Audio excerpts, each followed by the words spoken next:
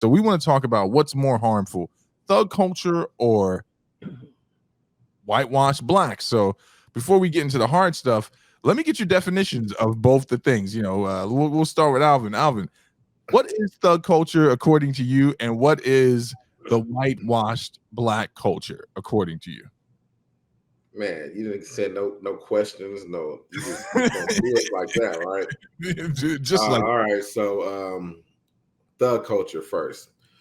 So when I think about so-called thug culture, if I were to give it a definition from the top of my head, like I'm about to do a freestyle, Hmm. it would be thug culture is a byproduct of systemic, suppressive, oppressive white culture. Okay. And so that's my going definition. It may change throughout the conversation because you just threw that out there, so I just had to throw something up. But my for whitewash black culture, it would be um uh, it would be white culture and black skin. Okay. Okay. What about you, DG? Since you started, same questions.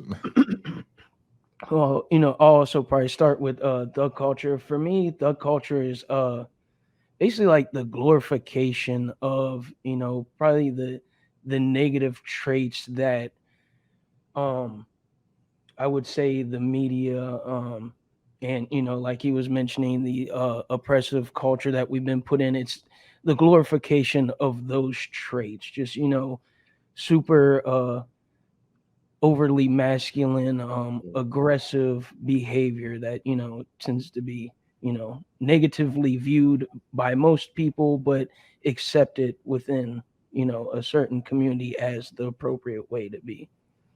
Okay.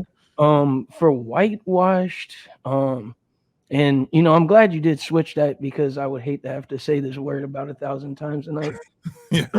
um I actually have done some research on that, and there was an article I read by someone named, I believe his name was Brandon Starko, who's a writer for a media outlet called Anscape, which is basically like a black-owned multimedia company. And I thought he had a great definition that I kind of agree with. It would be like the public performance of behavior that either excuses um racist behavior from white people, or an attempt to assimilate um yourself into white culture.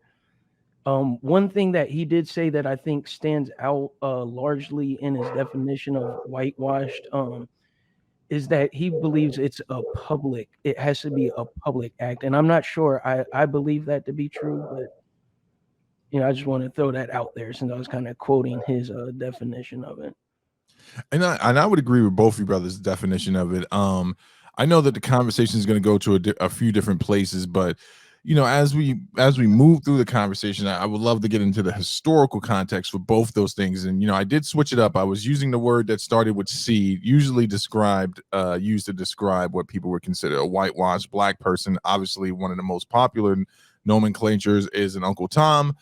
And I remember I was talking to Da Vinci about this. I think you were there that night, Cincy, that historically those stations and those terms, so you have coon, which was actually like a performing arts thing, right? So it was black people in media that did a type of performance where they denigrated themselves to obviously make white masses laugh, and that was called cooning, right? The term itself was, I believe, if I remember the historical definition, and there's a bunch, and I'm sorry that this is in my algorithm now because I was looking up the root of the word, was the comparison of raccoons in the South sneaking on people's porches and stuff like that.